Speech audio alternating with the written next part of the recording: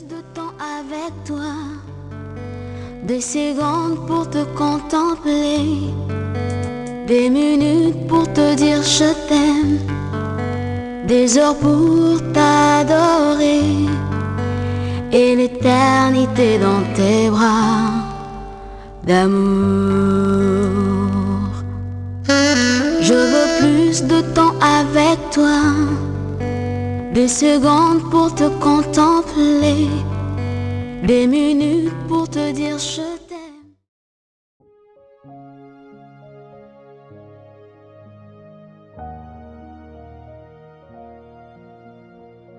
Proverbe chapitre 6. Mon fils, si tu as cautionné ton prochain, si tu t'es engagé pour autrui, si tu es enlacé par les paroles de ta bouche, si tu es pris par les paroles de ta bouche, fais donc ceci. Mon fils, dégage-toi. Puisque tu es tombé au pouvoir de ton prochain, va, prosterne-toi et fais des instances auprès de lui. Ne donne ni sommeil à tes yeux, ni assoupissement à tes paupières. Dégage-toi comme la gazelle de la main du chasseur, comme l'oiseau de la main de l'oiseleur. Va vers la fourmi, paresseux. Considère ses voies et deviens sage. Elle n'a ni chef, ni inspecteur, ni maître. Elle prépare en été sa nourriture. Elle amasse pendant la moisson de quoi manger. Paresseux, jusqu'à quand resteras-tu couché? Quand te lèveras-tu de ton sommeil? Un peu de sommeil, un peu d'assoupissement, un peu croiser les mains pour dormir. Et la pauvreté te surprendra comme un rôdeur, et la disette comme un homme en armes. L'homme pervers, l'homme inique, marque la fausseté dans la bouche. Il cligne des yeux, parle du pied, fait des signes avec les doigts. La perversité est dans son cœur. Il médite le mal en tout temps. Il excite des querelles. Aussi sa ruine arrivera-t-elle subitement. Il sera brisé tout d'un coup et sans remède. Il y a 6 choses que hait l'Éternel, et même 7 qu'il a en horreur. Les yeux hautains, la langue menteuse, les mains qui répandent le sang innocent, le cœur qui médite des projets iniques, les pieds qui se hâtent de courir au mal, le faux témoin qui dit des mensonges et celui qui excite des querelles entre frères. Mon fils, garde les préceptes de ton père et ne rejette pas l'enseignement de ta mère. Lis-les constamment dans ton cœur, attache-les à ton cou. Ils te dirigeront dans ta marche, ils te garderont sur ta gauche, ils te parleront à ton réveil. Car le précepte est une lampe, et l'enseignement une lumière, et les avertissements de la correction sont le chemin de la vie. Ils te préserveront de la femme corrompue, de la langue doucereuse de l'étrangère. Ne la convoite pas dans ton cœur pour sa beauté, et ne te laisse pas séduire par ses paupières. Car pour la femme prostituée, on se réduit à un morceau de pain. Et la femme mariée tend un piège à la vie précieuse. Quelqu'un mettra-t-il du feu dans son sein sans que ses vêtements s'enflamment? Quelqu'un marchera-t-il sur des charbons ardents sans que ses pieds soient brûlés? Il en est de même pour celui qui va vers la femme de son prochain. Quiconque la touche ne restera pas impuni. On ne tient pas pour innocent le voleur qui dérobe pour satisfaire son appétit quand il a faim. Si on le trouve, il fera une restitution au septuple et donnera tout ce qu'il a dans sa maison. Mais celui qui commet un adultère avec une femme est dépourvu de sens. Celui qui veut se perdre agit de la sorte. Il n'aura que plaie et ignominie, et son opprobre ne s'effacera point. Car la jalousie met un homme en fureur, et il est sans pitié au jour de la vengeance. Il n'a égard à aucune rançon, il est inflexible, quand même tu multiplieras les dons. Amen.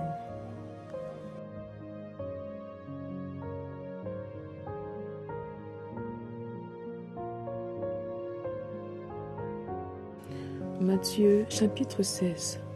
Les pharisiens et les sadduciens abordèrent Jésus et pour l'éprouver, lui demandèrent de leur faire voir un signe venant du ciel. Jésus leur répondit, « Le soir, vous dites, il fera beau, car le ciel est rouge, et le matin, il y aura de l'orage aujourd'hui, car le ciel est d'un rouge sombre. Vous savez discerner l'aspect du ciel, et vous ne pouvez discerner les signes des temps. Une génération méchante et adultère demande un miracle. Il ne lui sera donné d'autre miracle que celui de Jonas. » Puis il les quitta et s'en alla.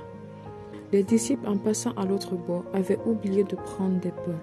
Jésus leur dit, « Gardez-vous avec soin du levain des pharisiens et des sadducéens. » Les disciples raisonnaient en eux-mêmes et disaient, « C'est parce que nous n'avons pas pris de pain. » Jésus, l'ayant connu, dit, « Pourquoi raisonnez-vous en vous-même, gens de peu de foi, sur ce que vous n'avez pas pris de pain?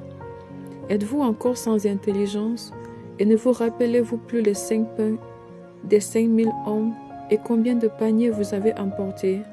Ni les 7 pains des 4000 hommes et combien de corbeilles vous avez emportés? Comment ne comprenez-vous pas que ce n'est pas au sujet du pain que je vous ai parlé? Gardez-vous du levain des pharisiens et des sadducéens. » Alors il comprit que ce n'était plus du levain du pain qu'il avait dit de se garder, mais de l'enseignement des pharisiens et des sadducéens. Jésus, étant arrivé dans le territoire de Césarée de Philippe, demanda à ses disciples, « Qui dit-on que je suis? Moi, le Fils de l'homme. » Ils répondirent, « Les gens disent que tu es Jean-Baptiste, les autres Élie, les autres Jérémie ou l'un des prophètes. Et vous, leur dit-il, qui dites-vous que je suis? » Simon-Pierre répondit, « Tu es le Christ, le Fils du Dieu vivant. » Jésus, reprenant la parole, lui dit, « Tu es heureux, Simon, fils de Jonas, car ce ne sont pas la chair et le sang qui t'ont révélé cela, mais c'est mon Père qui est dans les cieux. Et moi, je te dis que tu es Pierre, et sur cette pierre, je bâtirai mon église, et que les portes du séjour des morts ne prévaudront point contre elle. Je te donnerai les clés du royaume des cieux. Ce que tu liras sur la terre sera lié dans les cieux, et ce que tu délieras sur la terre sera délié dans les cieux. » Alors il recommanda aux disciples de ne dire à personne qu'il était le Christ. Dès lors, Jésus commença à faire connaître à ses disciples qu'il fallait qu'il aille à Jérusalem, qu'il souffrit beaucoup de la part des anciens, des principaux sacrificateurs et des scribes, qu'il fut mis à mort et qu'il ressuscita le 3e jour. Pierre, l'ayant pris à part, se mit à le reprendre et dit, « À Dieu ne plaise, Seigneur, cela ne t'arrivera pas. » Mais Jésus, se retournant, dit à Pierre, « Arrière de moi, Satan. Tu mets en scandale, car tes pensées ne sont pas les pensées de Dieu, mais celles des hommes. » Alors Jésus dit à ses disciples, « Si quelqu'un veut venir après moi, qu'il renonce à lui-même, qu'il se charge de sa croix et qu'il me suive. Car celui qui voudra sauver sa vie la perdra, mais celui qui la perdra à cause de moi la sauvera. Et que servira-t-il à un homme de gagner tout le monde s'il perdait son âme? Ou que donnerait un homme en échange de son âme? Car le Fils de l'homme doit venir dans la gloire de son Père avec ses anges, et alors il rendra à chacun selon ses œuvres. Je vous le dis en vérité, quelques-uns de ceux qui sont ici ne mourront point, qui n'aient vu le Fils de l'homme venir dans son règne. »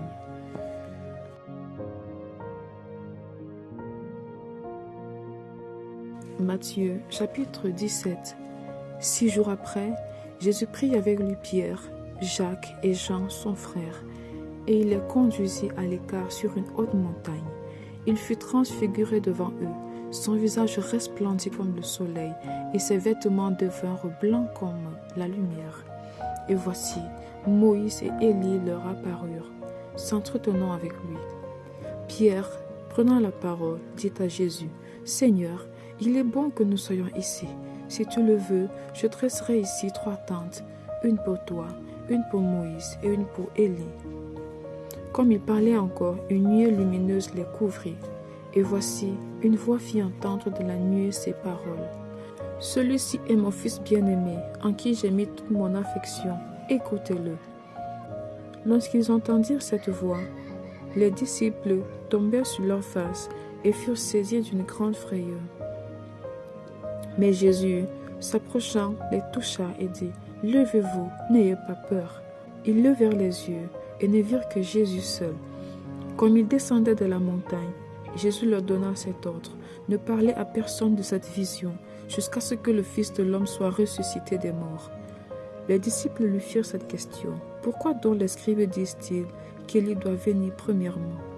Il répondit, « Il est vrai qu'Élie doit venir et rétablir toutes choses. Mais je vous dis qu'Élie est déjà venu, qu'ils ne l'ont pas connu, et qu'ils l'ont traité comme ils ont voulu. De même, le Fils de l'homme souffrira de leur part. » Les disciples comprirent alors qu'il leur parlait de Jean-Baptiste. Lorsqu'il fut arrivé près de la foule, un homme vint se jeter à genoux devant Jésus et dit, « Seigneur, aie pitié de mon fils, qui est lunatique et qui souffre cruellement. Il tombe souvent dans le feu et souvent dans l'eau. Je l'ai amené à tes disciples et ils n'ont pas pu le guérir. » « Race incrédule et perverse, répondit Jésus. Jusque à quand serai-je avec vous? Jusque à quand vous supporterai-je? Amène-le-moi ici. » Jésus parla sévèrement au démon qui sortit de lui, et l'enfant fut guéri à l'heure même. Alors les disciples s'approchèrent de Jésus et lui dirent en particulier, « Pourquoi n'avons-nous pu chasser ce démon? » « C'est à cause de votre incrédulité, leur dit Jésus. Je vous le dis en vérité, si vous aviez de la foi comme un grain de sénévé, vous diriez à cette montagne, « Transporte-toi d'ici là », et elle se transportera. Rien ne vous serait impossible. Mais cette sorte de démon ne sort que par la prière et le jeûne. Pendant qu'ils parcouraient la Galilée, Jésus leur dit, « Le Fils de l'homme doit être livré entre les mains des hommes. Ils le feront mourir, et le 3e jour il ressuscitera. » Ils furent profondément attristés. Lorsqu'ils arrivèrent à Capernaum, ceux qui percevaient les 2 drachmes s'adressèrent à Pierre et lui dirent, « Votre maître ne paye-t-il pas les 2 drachmes ?» « Oui, dit-il. » Et quand il fut entré dans la maison, Jésus le prévint et dit, « Que t'en semble, Simon? Les rois de la terre, de qui perçoivent-ils des tributs ou des impôts? De leurs fils ou des étrangers? » Il lui dit, « Des étrangers. » Et Jésus lui répondit, « Les fils en seront donc exempts. Mais pour ne pas les scandaliser, va à la mer, jette l'hameçon et tire le premier poisson qui viendra. Ouvre-lui la bouche et tu trouveras un statère. Prends-le et donne-le-leur pour moi et pour toi. »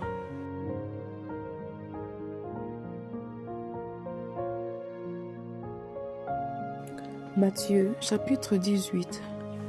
En ce moment, les disciples s'approchèrent de Jésus et dirent, « Qui donc est le plus grand dans le royaume des cieux? » Jésus, ayant appelé un petit enfant, le plaça au milieu d'eux et dit, « Je vous le dis en vérité, si vous ne vous convertissez et si vous ne devenez comme les petits enfants, vous n'entrerez pas dans le royaume des cieux.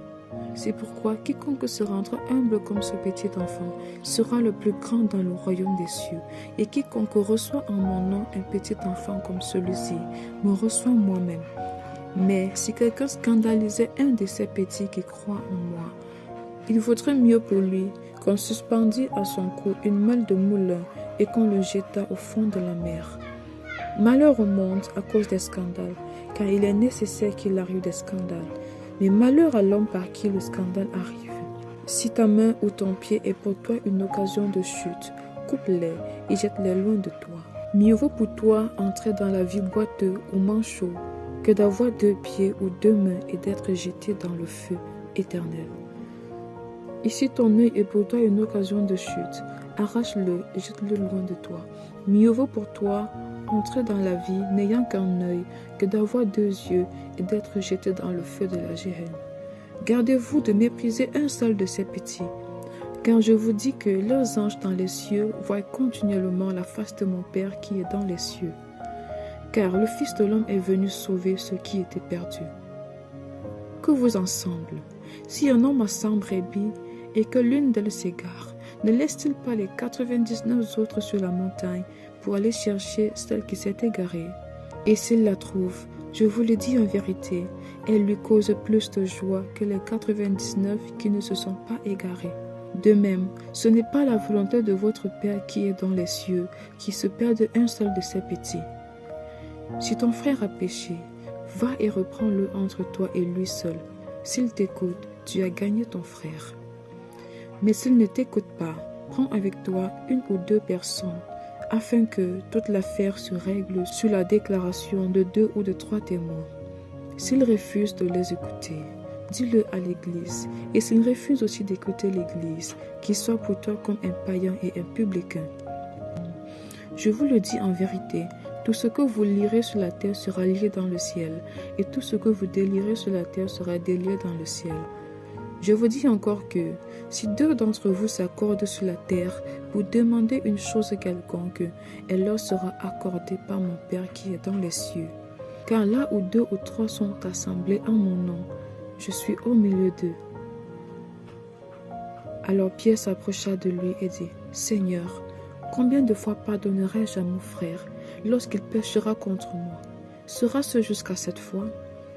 Jésus lui dit, « Je ne te dis pas jusqu'à 7 fois, mais jusqu'à 70 fois 7 fois. » C'est pourquoi le royaume des cieux est semblable à un roi qui voulut faire rendre compte à ses serviteurs. Quand il se mit à compter, on lui emmena un qui devait 10 000 talents. Comme il n'avait pas de quoi payer, son maître ordonna qu'il fût vendu, lui, sa femme, ses enfants et tout ce qu'il avait, et que la dette fût acquittée. Le serviteur, se jetant à terre, se prosterna devant lui et dit, « Seigneur, aie patience envers moi, je te payerai tout. » Ému de compassion, le maître de ce serviteur le laissa aller et lui remit la dette. Après qu'il fut sorti, ce serviteur rencontra un de ses compagnons qui lui devait 100 deniers. Il le saisit et l'étranglait en disant, « Paye ce que tu me dois. » Son compagnon, se jetant à terre, le suppliait, disant, « Aie patience envers moi et je te payerai. » Mais l'autre ne voulut pas et il alla le jeter en prison, jusqu'à ce qu'il eût payé ce qu'il devait. Ses compagnons, ayant vu ce qui était arrivé, furent profondément attristés et ils allèrent raconter à leur maître tout ce qui s'était passé. Alors le maître fit appeler ce serviteur et lui dit, « Méchant serviteur, je t'avais remis en entier ta dette parce que tu m'en avais supplié. Ne devais-tu pas aussi avoir pitié de ton compagnon, comme j'ai eu pitié de toi ?» Et son maître, irrité, le livra au bourreau jusqu'à ce qu'il eût payé tout ce qu'il devait. C'est ainsi que mon Père céleste vous traitera, si chacun de vous ne pardonne à son frère de tout son cœur.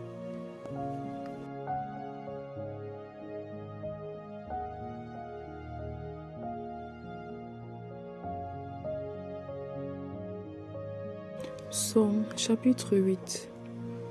Au chef des chantres, sur le guittit, psaume de David. Éternel, notre Dieu, que ton nom est magnifique sur toute la terre.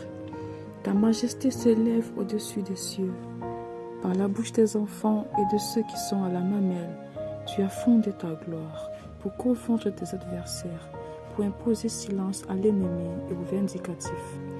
Quand je contemple les cieux, ouvrage de tes mains, la lune et les étoiles que tu as créées, qu'est-ce que l'homme pour que tu te souviennes de lui, et le fils de l'homme pour que tu prennes garde à lui?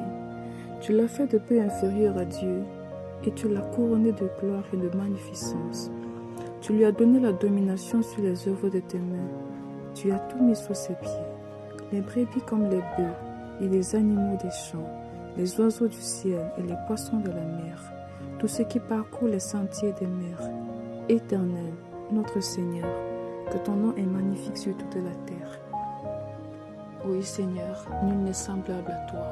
Rien ne ressemble à ses œuvres, dans les cieux, sur la terre, et plus bas dans les eaux, nul ne peut se comparer à toi. Tu es l'unique Dieu, et que toute la gloire te revienne au nom de Jésus-Christ.